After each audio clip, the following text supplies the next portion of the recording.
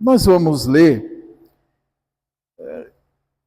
as bem-aventuranças, mas eu queria ler apenas uma parte aí sobre as bem-aventuranças, que são os versículos 10 e 11 de Mateus capítulo 5. Versículos 10 e 11. A palavra de Deus nos diz... Todos acharam aí? Ok? Tá, Mateus, ajuda ela ali, Gustavo, por favor, a encontrar. Mateus capítulo 5. E Cleison, e você tem que ficar, né, afinado nas escrituras, manejando bem a palavra de Deus, logo. Oh, que bênção. Muito bom. Depois a gente conversa, né? Sobre esse detalhe da música, do aprendizado, que é muito importante, e a carência da igreja é muito grande, né? Bem, vamos lá. Há outros textos com respeito à perseguição dos fiéis de Cristo. Aqui, especificamente, Jesus se dirigiu aos apóstolos, ou àqueles 12, quando ele, no Sermão da Montanha, ele disse assim, se bem que havia um grande grupo de pessoas. O texto começa dizendo que havia multidões. E Jesus, vendo aquelas multidões, e aí tudo indica que sedentas pela palavra também, ele se assentou e começou a ensiná-las. E aí ele ensina sobre as bem-aventuranças. O termo aí, bem-aventurança, é uma tradução da expressão grega que quer dizer feliz. Nós diríamos assim, ó, como é feliz. E bem-aventurado aqui dá a ideia de bem-sucedido, daquele que é realizado na sua vida, na sua caminhada. O Evangelho nos propõe a realização do propósito de Deus. O Evangelho traz para nós esta maravilhosa graça de nós sermos usados por Deus neste mundo, na nossa caminhada, no serviço de Deus, no que Deus tem para nós. Mas aí inclui também, não só as bem-aventuranças, claro, ser bem-sucedido no que realiza. É preciso a gente ter cuidado com essa palavra de ventura ou de aventura. Não é no sentido da pessoa ser um aventureiro, ou ser uma pessoa que de repente dá um estalo na mente e diz, eu vou me aventurar em tal coisa. Não é bem esse o sentido. O próprio termo ventura, desde o seu surgimento no contexto latino ou romano, ventura tem a ver com uma espécie de sorte, não é? Aliás, a deusa Ventura, a deusa grega Nike, a palavra grega é Nike, mas nós temos até no comércio aí da moda, dos tênis e tal, uma marca muito famosa chamada Nike. Nike é o equivalente em inglês da riqueza em grego, ou da riqueza dos gregos. A deusa da riqueza. Aí de onde vem o termo Nike, de Nike. Níquel, em grego, é o quê? Né? A própria moeda em peso, digamos assim, o próprio metal que passou a ser usado para cunhar ou fazer ali a moeda que as pessoas portavam como meio de comércio, meio de troca, posses, etc. O equivalente latino de Nike É ventura. Daí vem um termo para nós do bem-aventurado. Bem-aventurado é o bem-sucedido, é o realizado e tal. Portanto, ele precisa ter só um pouquinho de cuidado com essas coisas, porque tem esses conceitos antigos e a gente não pode esquecer deles, né? O contrário disso é fada. Fada, quem é fada? É uma outra deusa, no contexto latino, que tinha a ver com o fracasso. A fada é a sonhadora, é a fantasiosa, a deusa fada, né? Aquela que traz a fantasia, a possibilidade de acordo com, né, a sorte, sei lá o quê. Então, nós temos até a expressão, não sei o que tem, fulano de tal, tarará, tarará, está fadado ao fracasso. Por que fadado ao fracasso? Porque tem a ver com o, digamos, entre aspas, o conto de fadas. Aquilo que não é real. Aquilo que tem a ver com o mundo dos sonhos, né? Das fantasias. Então pensa, sonha, dorme, fica deitado, só pensando, idealizando, fadado ao fracasso. Isso é muito interessante porque isso tem a ver também com a realidade presente. E por um lado, a gente não pode pensar que nós não seremos ou não somos, né, na atualidade, e não seremos se vivermos mais, e enquanto vivermos, seremos perseguidos, seremos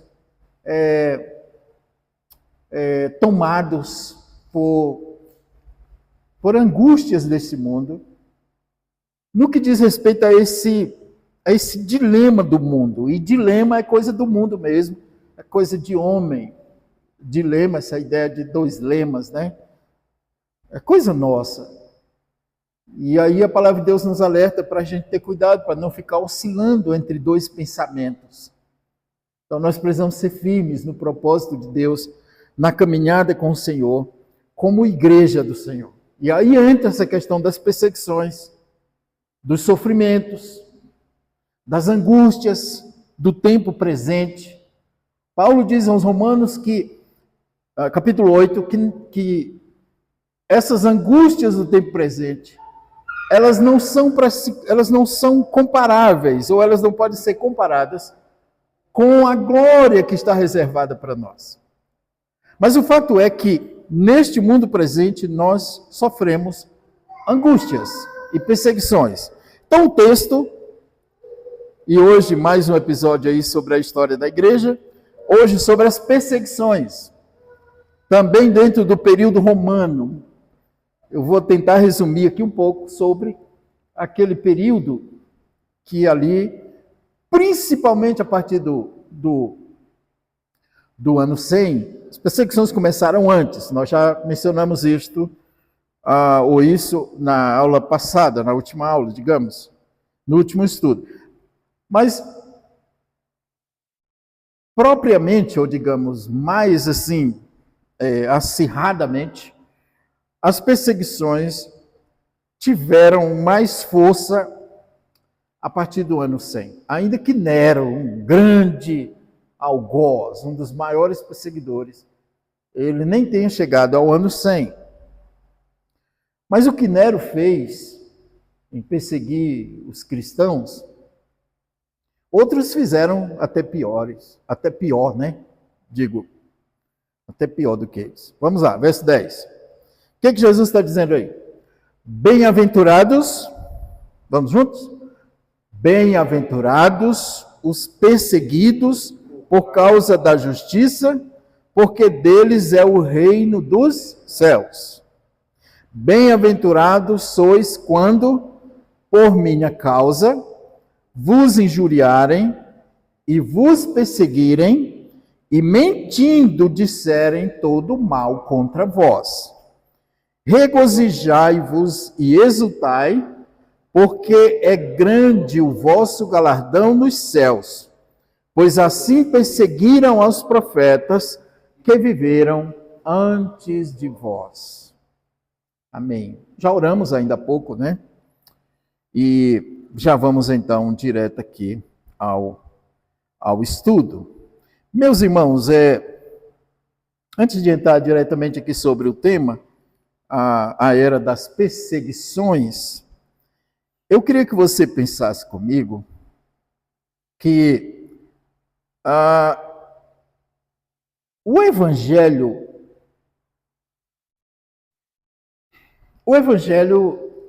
nos promete bênçãos, o Evangelho é vivido com bênçãos, não tem como vivermos o Evangelho sem sermos abençoados.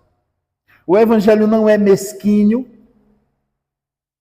não é, eu vou brincar aqui usando uma palavra que eu nem sei se existe, que ela vem de usura, se é que ela vem de usura. Usura existe, né? Mas eu brinco dizendo usurento. Não sei se esse termo existe. O usurento. Então, não leva a mal, porque isso aqui é uma maneira brincalhona de me referir a alguém que sofre de usura. O Evangelho não é mesquinho. O Evangelho não é miserável. O Evangelho é rico. O Evangelho, como diz Paulo aos Efésios, aos presbíteros de Éfeso, o Evangelho é o composto, o conteúdo das insondáveis riquezas de Deus. Eita, isso é muito profundo. Toda a riqueza de Deus, ela é revelada, ela é manifestada no Evangelho. O Evangelho nos traz bênçãos espirituais nessas regiões celestiais em que vivemos, porque isso aqui é a região celestial conforme a palavra de Deus. O próprio Paulo dizendo aos Efésios ainda, capítulo 1. O Evangelho traz consigo, portanto, o grande tesouro de Deus para nós. No Evangelho e com o Evangelho, nós somos libertados, nós somos abençoados na família, no trabalho, em todas as esferas da nossa vida, ou de ação da nossa vida. Mas eu queria também dizer que o Evangelho traz consigo as implicações próprias e são dele.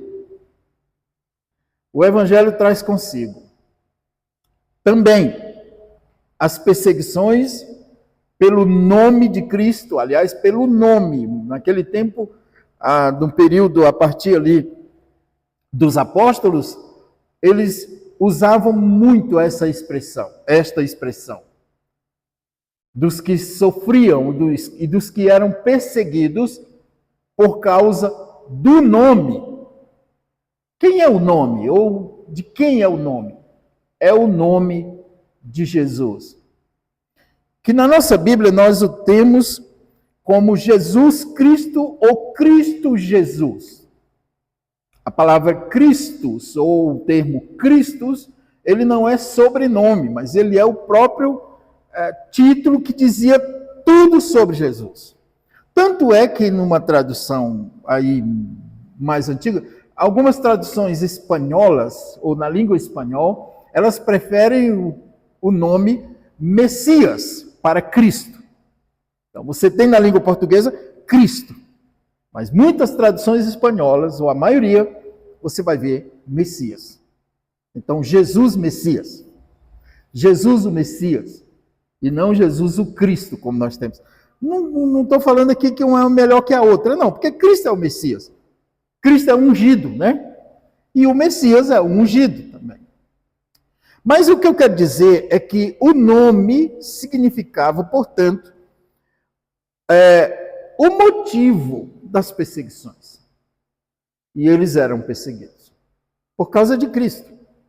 Aqui em Mateus, a gente está lendo, e a gente acabou de ler, o Senhor Jesus dizendo, bem-aventurados os que são perseguidos por causa da justiça. Mas em outros pontos, como no sermão profético, quando ele alerta sobre as perseguições, ele diz lá bem claramente, ele diz, e chegará o dia, ou acontecerá, que vos apanharão, vos prenderão, vos tirarão das sinagogas, vos açoitarão por minha causa, ou por causa do meu nome, e vos levarão perante as autoridades.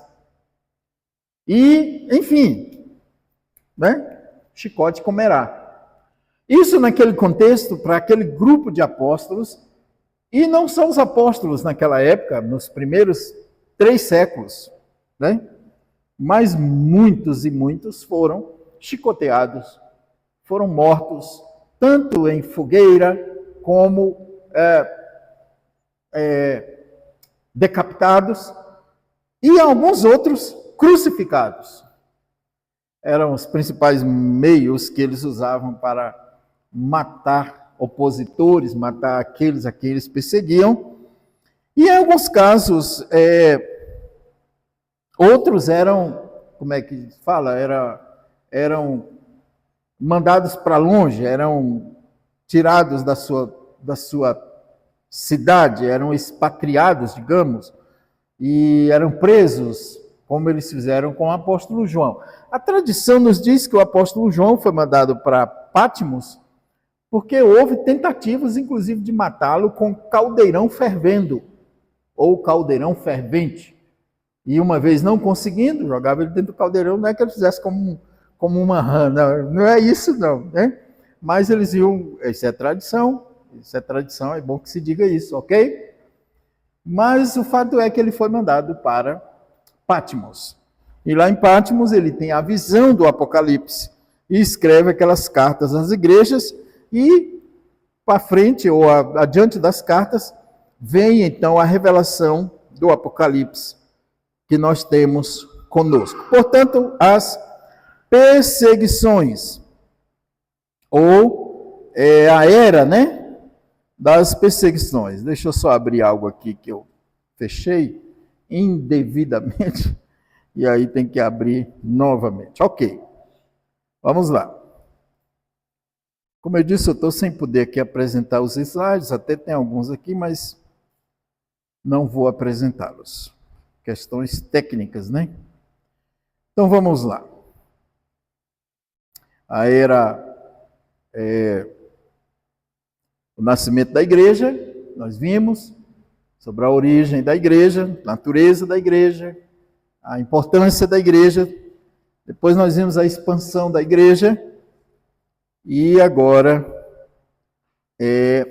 o período das perseguições, que é quando começa, meus irmãos, aquilo que se chama também de período do governo romano. Já havia o governo romano, claro, não é isso que eu quero dizer, mas o período imperial perseguidor da igreja. Então esse período vai, a partir da morte do apóstolo João, mais ou menos ali no ano 95, no ano 100, até o ano 313, quando o império muda e recebe, então, por meio de um outro governante, que segundo a história e segundo a tradição se torna cristão, que é o Constantino, e ele então dá liberdade aos cristãos, né? Liberdade de culto ou liberdade para culto. E os cristãos então passam a ter liberdade para expressar a sua fé. Depois do decreto, né? Em 313, aí a gente vai até ter mais na frente, no ano 325, vou dizer o primeiro, né? O primeiro grande concílio da igreja cristã. Que, na verdade, aí seria o segundo, se a gente for considerar em termos de sequência histórica. Por quê? Porque o primeiro foi em Jerusalém, ainda lá no período dos apóstolos. A gente tem um registro dele em Atos capítulo 15, quando aquela igreja ali ainda na pessoa dos apóstolos e os seus outros colaboradores, enfim, eles estavam reunidos no Concílio de Jerusalém. E as controvérsias giravam em torno das questões da lei judaica, da lei cerimonial, do não poder comer isso, não poder comer aquilo, da questão do sábado e tal. E eles tomaram uma decisão que passaram para a igreja. E aquela decisão nós a temos registrada no livro dos Atos dos Apóstolos, com respeito à idolatria, né? Com respeito à prostituição, enfim, o pecado de modo geral, e com respeito a carne, o sangue, né? Quase que eu não lembro aqui, né? Que é uma questão também que nós não vamos entrar nela. Você tem crentes que comem, né, e de modo muito apetitoso, aquilo que se chama, por exemplo, um frango ao molho pardo. Mas você tem crentes que se abstêm, não querem saber de sangue. Não nos convém julgar, não nos convém aqui, porque o texto ali não diz respeito ao fato de que é proibido você comer esse tipo de comida. O texto ali entra no aspecto do sangue, como era proibido nos templos judaicos. Ou seja, o sangue tinha que ser derramado, o animal tinha que ser sangrado, essa coisa toda e tal. Eu não vou entrar nesses aspectos aqui, ainda que aquilo ali, nessa comida que alguns comem, eu procuro evitar. Pastor, o que é isso? Você é um reformado, você é um calvinista e tal. Bem, isso é pessoal. Eu procuro evitar. Isso é uma questão minha. E desde a nossa confissão de fé de Westminster, como tantos outros documentos doutrinários que a gente tem na igreja, as questões da consciência, e para não dizermos a própria palavra de Deus, Paulo fala disso aos romanos. Então, a minha consciência diante de Deus, na forma como a palavra de Deus me dirige e tudo, ela não pode ser arguida por outrem nessas questões pessoais com respeito à minha prática de fé, na santificação, na vida piedosa e tal, e tal, e tal. Ela deve ser arguida por outro nas questões do pecado, nas questões da indisciplina e do pecado. Aí sim, você precisa chegar e me arguir, né, e me corrigir, me ajudar, me aconselhar, me exortar. Mas essa questão, alguém ora mais, alguém ora menos, né? Alguém lê a Bíblia mais e lê menos, enfim, e outro lê menos. Eu aconselho que todos leiam muito, e leiam muito mesmo. Mas eu não aconselho a ninguém que, por orar muito, ou por ler muito a Bíblia, ou por não comer a carne lá com aquele, né, enfim, aquele molho do sangue ali, eu não aconselho ninguém a se achar melhor e mais espiritual do que outro que faz essas coisas, né? Que come um peixe com couro e tal e tal. Eita, lá vem, eu como tudo que é peixe, gente. Esse negócio comigo não.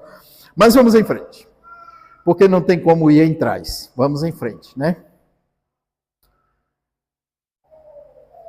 Ou seja, o período é este, de cerca de 300 anos.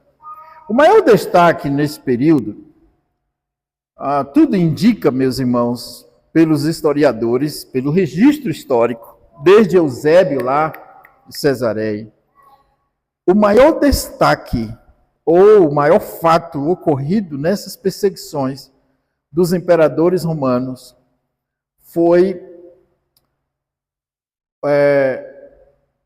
o acontecimento em consequência do ato daquele imperador que se chamou de cristão, né? Ou se chamava de cristão, que era o Constantino, quando ele fez cessar todas as perseguições.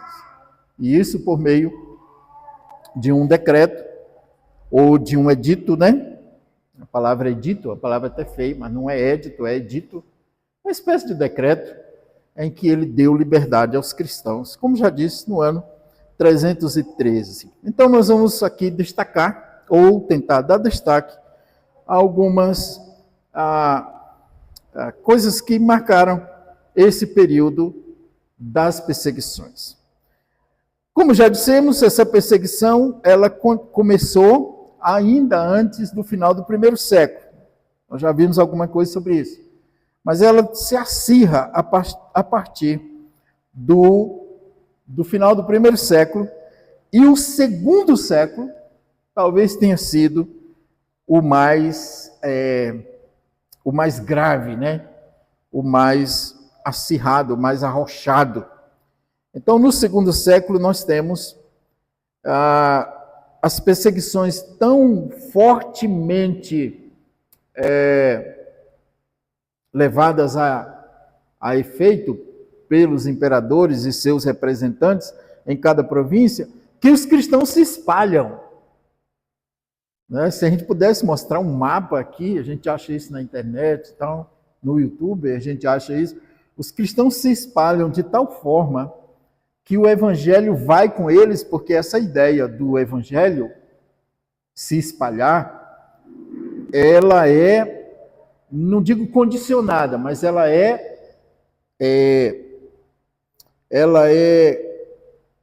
ligada ao caminhar do crente.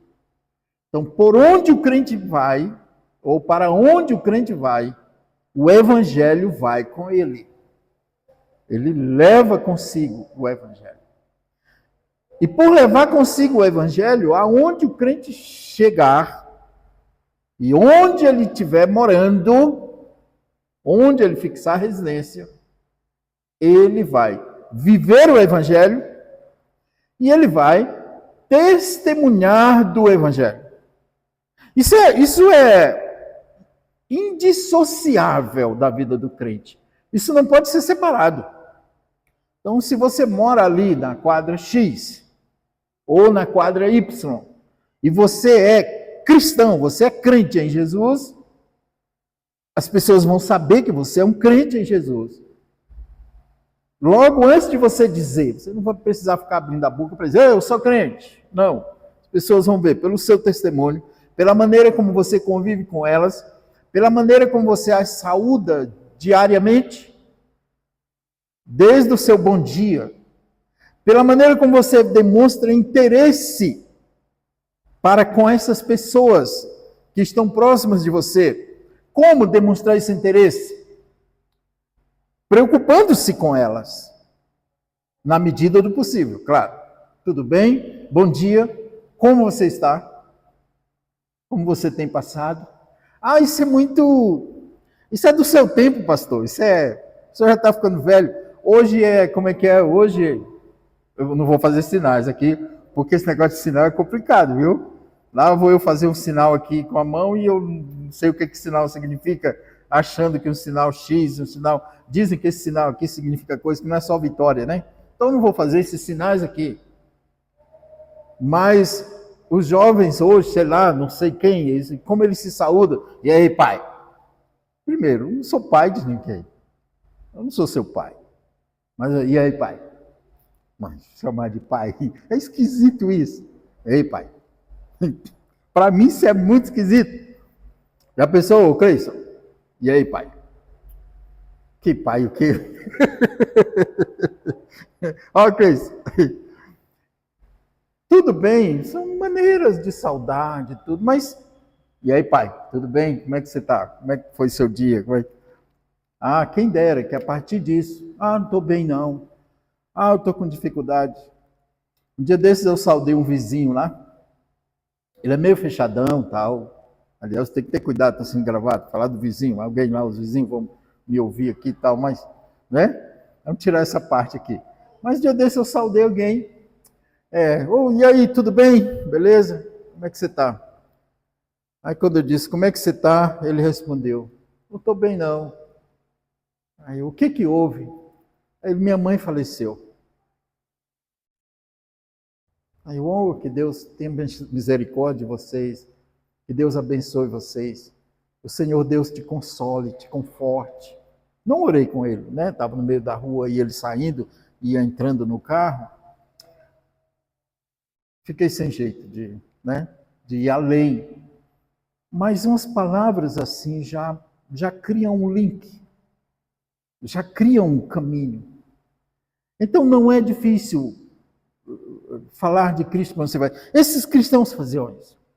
Agora, quem faz isso recebe em troca duas coisas.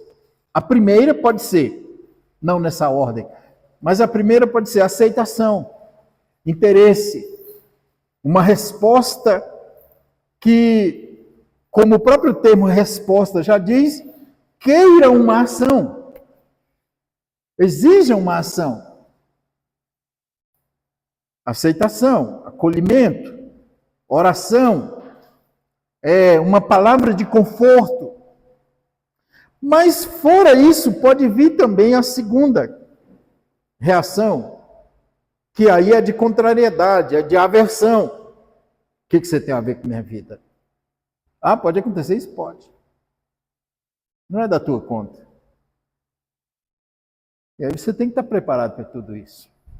Daí podem surgir não só a reação, mas uma inimizade, não com você propriamente, que também pode ser, mas com aquilo que você propaga, com aquilo que você ensina, que é o próprio Cristo, é o Evangelho. Então, as perseguições surgem naturalmente na vida de um crente que vive o Evangelho. Lembra do que eu comecei a dizer? Que não há como, é indissociável o Evangelho das perseguições. É indissociável o Evangelho dessas frustrações com o mundo. É indissociável o Evangelho desse tipo de sofrimento que o crente enfrenta no mundo. Então vamos lá. Qual era ou quais eram os principais motivos ou razões das perseguições daqueles crentes nesse período aqui, propriamente, naquele período, ali entre os anos 100 até o ano 313, por aí. Lembrando que a gente tem que voltar um pouco também antes do ano 100. Quais eram as principais razões? Qual era o contexto daqueles crentes antes de razões? O contexto daqueles crentes era a região da famosa Turquia, hoje. Aquelas regiões ali da Ásia Menor. Era aquele o contexto, pelo menos por enquanto, era ali que eles estavam em maior, digamos, massa habitacional, O maior grupo de cristãos estava ali. Depois eles se espalham para a África, a parte mais ao norte da África, e depois indo até a Espanha de hoje, onde hoje está a França, a Espanha e tal. Paulo, quando escreve aos Romanos, ele inclusive já demonstra esse desejo de ir até aquelas regiões. Mas aqui é a questão dos motivos, portanto. Então o contexto era aquele. A principal razão era a postura doutrinária dos cristãos diante de duas coisas principais no mundo da época e que não são diferentes no nosso mundo hoje. Então tá lá. Então vamos lá. A postura dos cristãos. Qual era a postura dos crentes em relação à doutrina, em relação à palavra que eles haviam recebido? A postura deles era de fidelidade, era de firmeza, era de convicção a ponto de darem a própria vida pelo que criam. Era esta a postura dos crentes. Um crente naquele tempo, um crente fiel, um crente perseverante, ele não facilitava e não se entregava ao chamado martírio, Martírio tem a ver com essa questão de quem morre por uma causa. Então, a gente, quando usa essa palavra martírio, precisa ter cuidado, porque os cristãos que morreram nas perseguições, eles são chamados de mártir, mas é preciso ter cuidado com o uso desse termo. Porque existem e existiram os mártires que faziam de tudo para serem martirizados. Aqueles que tinham no martírio uma espécie de prêmio. Aliás, isso acontece hoje em especialmente num determinado segmento religioso, muito conhecido. Então os caras se tornam, por exemplo, homens-bomba e dizem que eles vão ganhar o paraíso. E tem até não sei quantas virgens e uma série de coisas e tal, e tal, e tal. Os nórdicos, não só os nórdicos, assim, propriamente dito, mas especialmente um grupo, os vikings, né? Chamado de vikings na nossa língua, eles tinham uma espécie de prêmio quando eles também morriam naquela causa. Como era o nome lá? Valhalla, alguma coisa assim, né? Não é o nosso caso, meus irmãos. E não era o caso daqueles crentes. Ainda que tenha havido, e houve de fato, muitos crentes que faziam de tudo também para morrerem no que eles chamavam de martírio. Mas o fato é que os crentes, eu me arrisco a dizer todos, porque há exceções sim, é verdade. Então, quase que a totalidade dos crentes, eles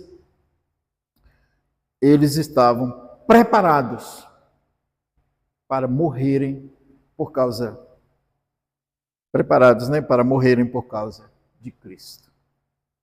Então, as causas ou motivos têm a ver, primeiro, com a postura deles. Eles eram profundamente conhecedores da doutrina. Eles eram profundamente conhecedores da palavra. E eles viviam a palavra.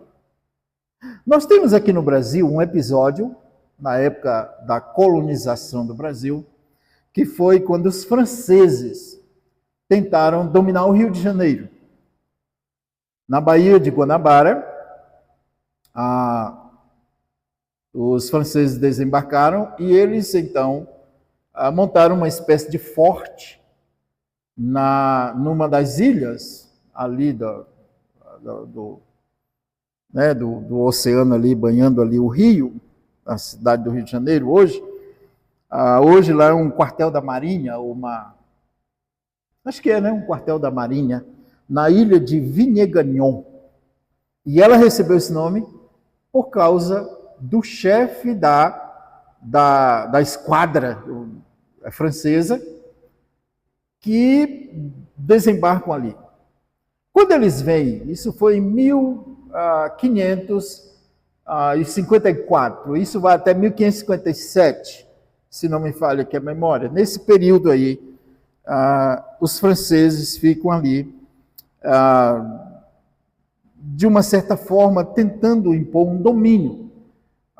E até conseguiram, porque não havia como o Brasil, na época ainda, se defender, e eles conseguiram dominar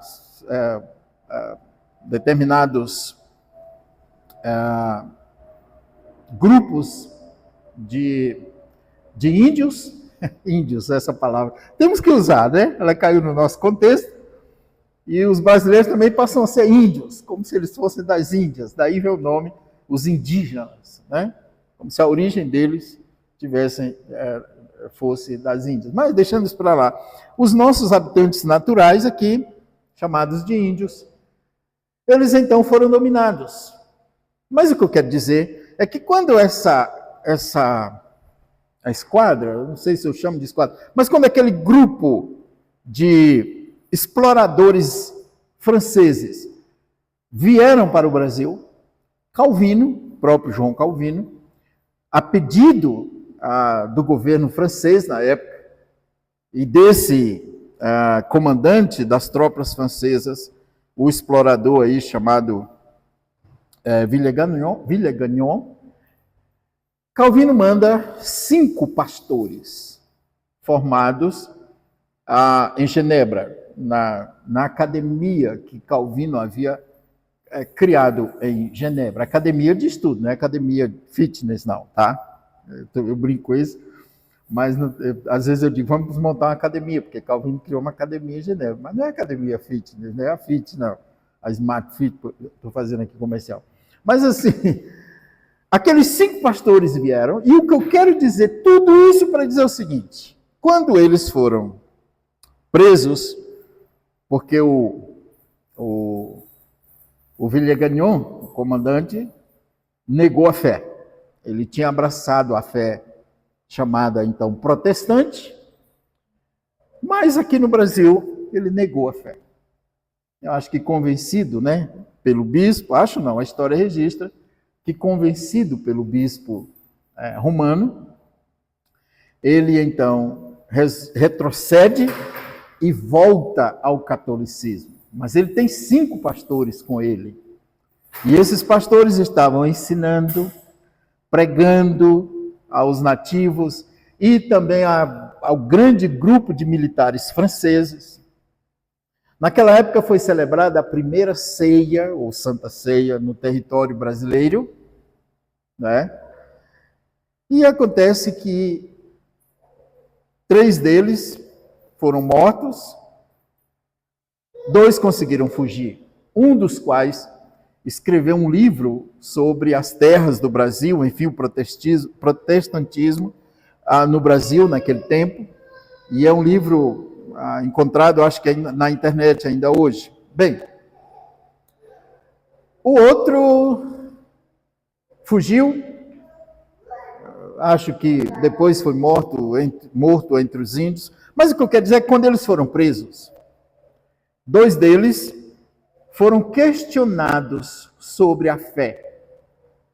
E para o próprio Villegagnon, eles responderam uma série de perguntas com base bíblica, citando porções da Bíblia que eles não tinham consigo naquele momento, citando a história, citando os pais apostólicos, citando esse período das perseguições, citando passagens assim escritas nesse período aqui sobre as perseguições. E aí nós temos a primeira confissão de fé escrita em terras brasileiras, porque eles fizeram isso por escrito. É possível que tenham feito alguma consulta. Eu vou corrigir isso aqui, porque a gente não sabe desses detalhes históricos. Mas o que eu quero dizer? Que eles estavam preparados. E fizeram uma confissão. Você já teve acesso a essa confissão? Confissão de fé da Guanabara. Ela é fruto desses homens. Por que eu estou dizendo isso aqui? Porque nas perseguições, a firmeza, a postura com relação à doutrina e a convicção de fé que você tem, com esse conhecimento que você desfruta da palavra de Deus e desses fatos históricos, não que os fatos históricos sejam da mesma autoridade aqui, não. Mas você vai ter, com a palavra de Deus e com a sua fidelidade doutrinária, vai ter também aqui uma espécie de ajuda, ou com esses compêndios que nós temos da nossa história cristã, da nossa história de fé, da história da igreja, daqueles que sofreram antes de nós. Como muitas vezes eu me refiro a fatos que eu já vivi na minha própria experiência, tanto pastoral, como também desde casa. Quando eu digo, meu pai me ensinava isso, isso, isso. Olha o que eu aprendi com meu pai, isso, isso. Meu pai era um homem que, para mim, era um exemplo de homem que tinha fé e firmeza em Cristo. Então, essas coisas nos ajudam muito, e a história da igreja traz isso para nós. Outra razão, ou outro motivo, dizia respeito à reação deles diante dos cultos pagãos, diante da idolatria reinante. O que isso quer dizer? Que eles não aprovavam aquilo ali. Eles morriam por causa da sua rejeição, e quando eles não aceitavam se dobrar diante daqueles objetos de culto, incluindo a imagem do próprio imperador. Né? Ou não só a imagem, mas proferir as palavras de culto ao imperador, não simplesmente o famoso Ave César, né? Mas outras que diziam respeito até orações que havia especificamente para o imperador que era endeusado. Adriano, por exemplo, o imperador Adriano foi um desses tais terríveis. O Nero, que foi antes, também exigiu culto. E por aí vai. Então, o culto pagão, o paganismo,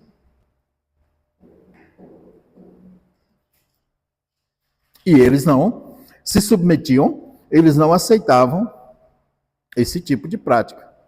Então, a adoração dos ídolos, ela estava entrelaçada na cultura, nos costumes, desde da própria casa até ao modo de se comportar na rua, ao modo como as pessoas se saudavam na rua. Elas se saudavam tendo o nome do imperador na própria saudação. Né? Muitos simplesmente diziam para o outro, não bom dia, como a gente diz, não boa tarde, Ave César. E aí o que os cristãos faziam? É daí que surge uma série de símbolos importantes que nós temos. Desses símbolos os cristãos faziam na areia e tal. Sim, de fato, eles desenhavam na areia porque eles não diziam verbalmente um para o outro. Né? Ontem alguém me fez uma pergunta, que a gente estava numa igreja em que tem uma cruz com uma aliança, né? Envolvendo, já viram aquilo? A cruz com uma aliança envolvendo aqui a cruz. Alguém me perguntou assim, por que a aliança e não só a cruz? Aí eu fui explicar que aquilo ali traz a mensagem de que a redenção, que é a aliança, né, a redenção operada em todo o contexto da aliança de Deus com o seu povo, e especialmente, né, digamos aí, objetivo diretamente com Cristo na cruz. Então aquela aliança representa isso. Há tantos outros símbolos, como o próprio peixe, que era desenhado na cruz, ou então escrito em forma resumida, como como é que a gente chama isso? Em letras garrafais, né? Em letras, as abreviações ali do nome do peixe, que significavam, ou que eles estavam dizendo, Jesus Cristo, nosso Salvador, mais ou menos assim, ou Jesus Cristo, o Salvador. Filho de Deus, né? Perdão, Jesus Cristo, Filho de Deus e nosso Salvador. Era o ictus, né? Isso deve ter em alguma, você tem aí, né? Aí já tem outra, sim, tem também outra, mas não é essa aí não. É essa aí? Não, é outra. Essa aí é outra. Essa aí já acho que essa aí já é bem recente. Essa aí é da época da Reforma, criada, não sei se por Lutero ou por alguns bem próximos a ele. É mais luterano isso aí. Mas os símbolos ali até o 3º século, e eles são muitos, tá? Eles são muitos, eles são vários. São vários. Não me lembro deles aqui, eu tenho uma série deles lá em casa, impressos. Posso até pôr isso no boletim um dia. Para terminar essa parte aqui hoje, nós vamos continuar sobre as perseguições no próximo domingo. Por quê? Porque aí nós vamos entrar especificamente nos períodos relacionados aos principais perseguidores, desde Trajano e por aí vai, tá? E mostrando o que cada um de fato fez. Hoje, não, o propósito de hoje não era exatamente este.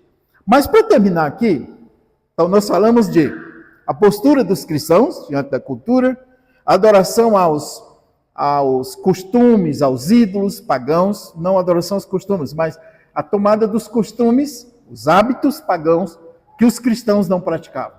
Mas aqui eu quero fazer uma observação, ou uma aplicação. Vamos trazer isso para o nosso contexto, para a nossa realidade.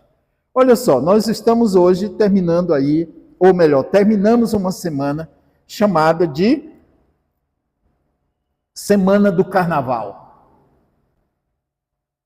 Eu não assisti nada de carnaval, não assisti vídeo, não assistir, por exemplo, um vídeo de uma mulher, uma tal de cantora, que segundo dizem, está no vídeo, eu acho que eu preciso assistir, vou assistir depois, parece-me que ela faz uma oração de abertura a desfiles, é uma coisa assim, na avenida.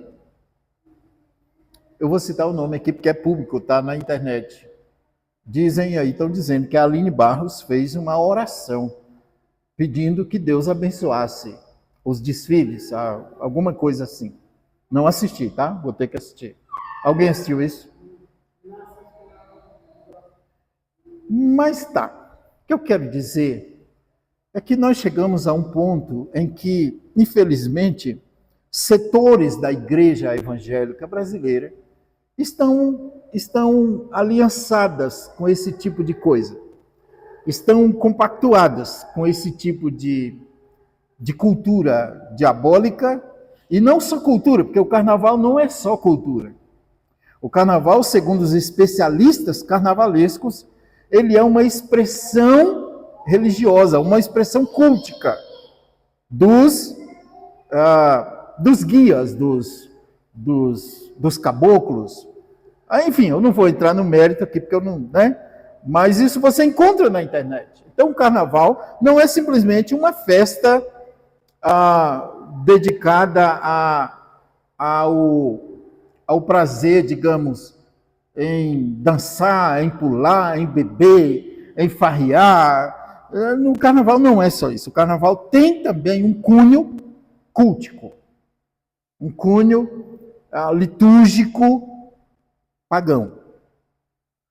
E aí você vê crentes, inclusive, entrando em bloco, e há igrejas fazendo bloco, chamados blocos, porque é o nome que eles dão.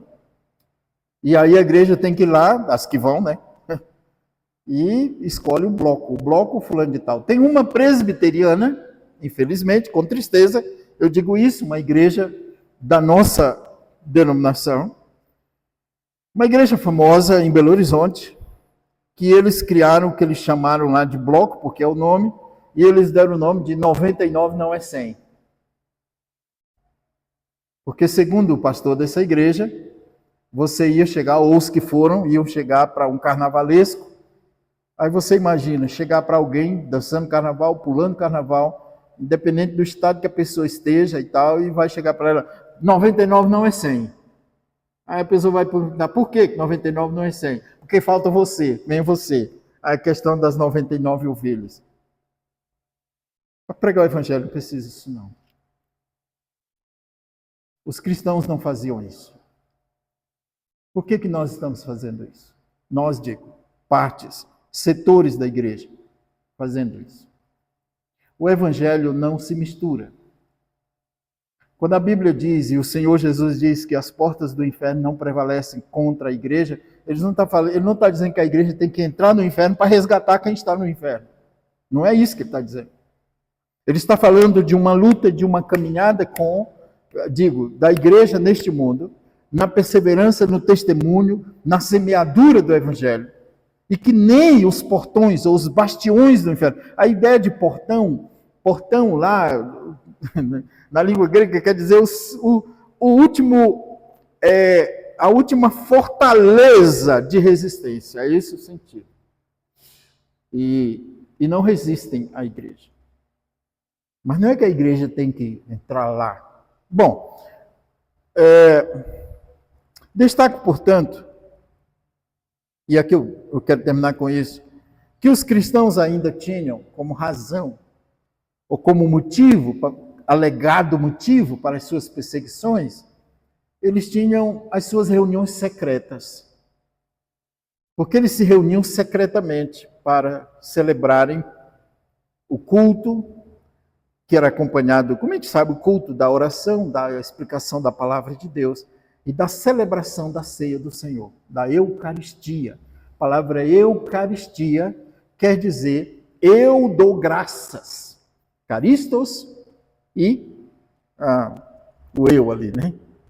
Egu ou Eucaristia, não é o egu ali, mas eu dou graças. É isso que quer dizer a ceia do Senhor.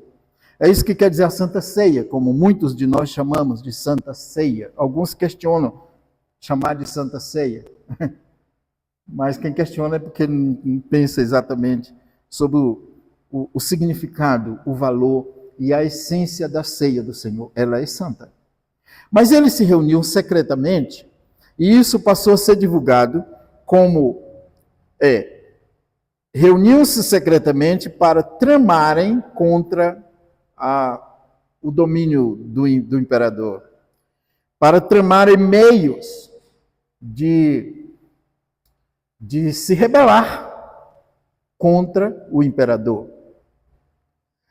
Se reuniam secretamente para consumirem sangue, comerem carne humana, porque eles comiam, eles dizem, porque eles, os latinos lá, os romanos, em todo o império, os pagãos, eles diziam assim, eles aprenderam com um certo Crestus é Cristo, né? Eles aprenderam de um certo Crestus a comerem carne, porque o Crestus, entre eles lá, eles dizem, o Crestus ensinou para eles que tinham que comer da carne dele. Então, o que eles fazem? Eles se reúnem secretamente porque eles comem carne e bebem o sangue. Olha que coisa, que acusação. Então, eles tinham também essa acusação. E isso despertava a suspeita dos pagãos de que eles cometiam atos criminosos na celebração da ceia do Senhor. E eles diziam isso, os pagãos, e justificavam com a seguinte alegação. Sabe por que eles cometem atos criminosos? Porque eles fazem segredo.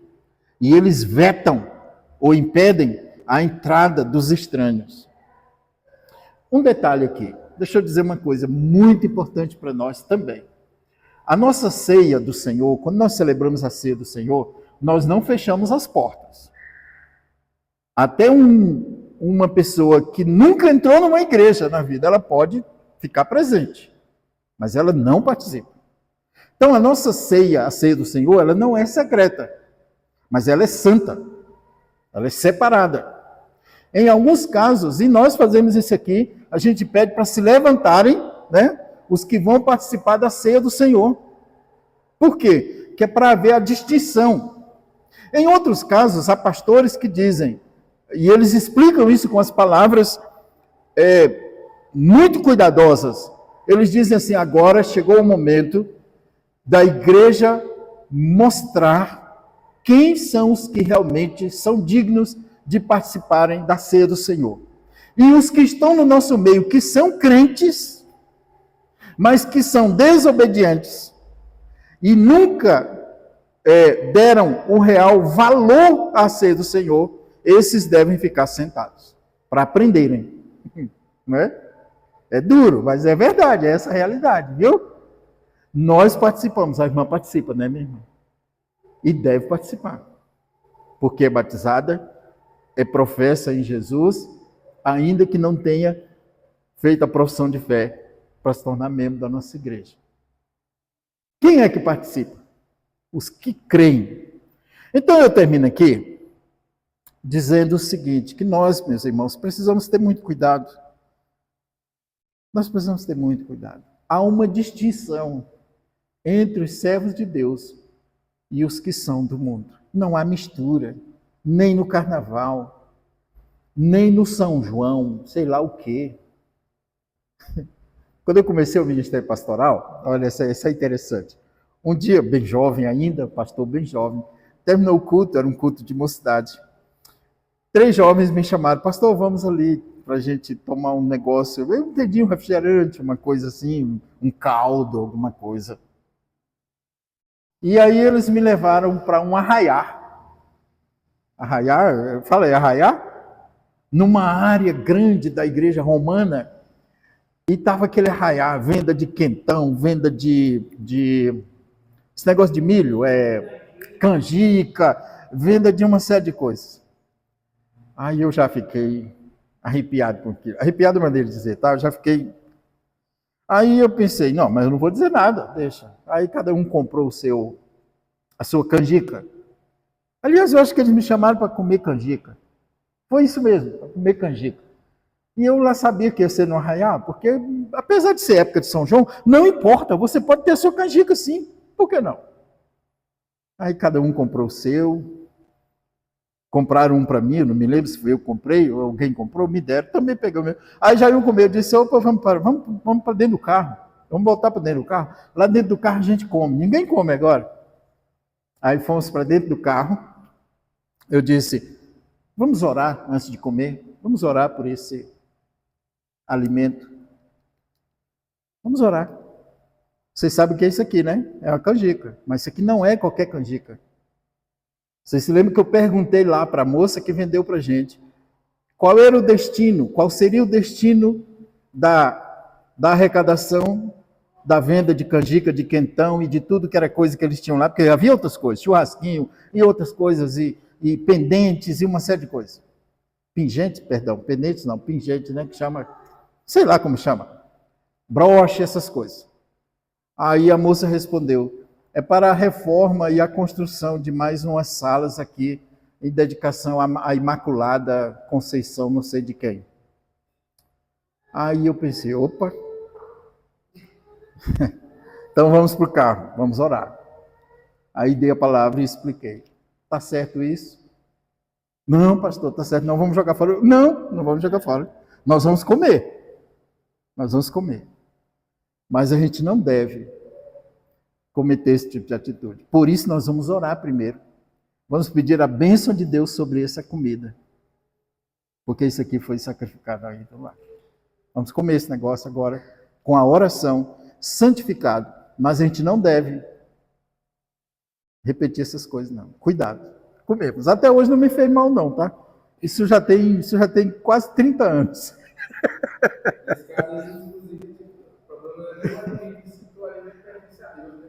Exato, foi o que eu disse. Aí tem a paga de dinheiro que financia. Oramos por tudo isso. Ficaram sem jeito, alguns ficaram tristes. Eu acho que dentre aqueles três jovens, tem um que ainda hoje é triste comigo por causa daquela minha atitude. Que fique triste. Eu não tenho preocupação com quem fica triste comigo quando eu ensino a verdade. Desde que, embora triste comigo, saia convencido de que a palavra de Deus é a verdade. Acabou a história. Fica triste comigo. Por que eu estou contando isso? Porque o que nós passamos na nossa época é fichinha diante do que esses homens lá passaram.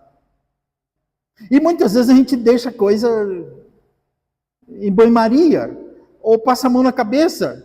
Não, mas não é bem assim. Não, mas essa questão do amor, o amor hoje é um amor na compreensão, não bíblica, mas na compreensão de quem acha o que é o amor. Então não é amor. Que amor coisa nenhuma. Complicado isso, né? Irmãos, Deus nos abençoe. Acho que eu passei bastante do tempo aí.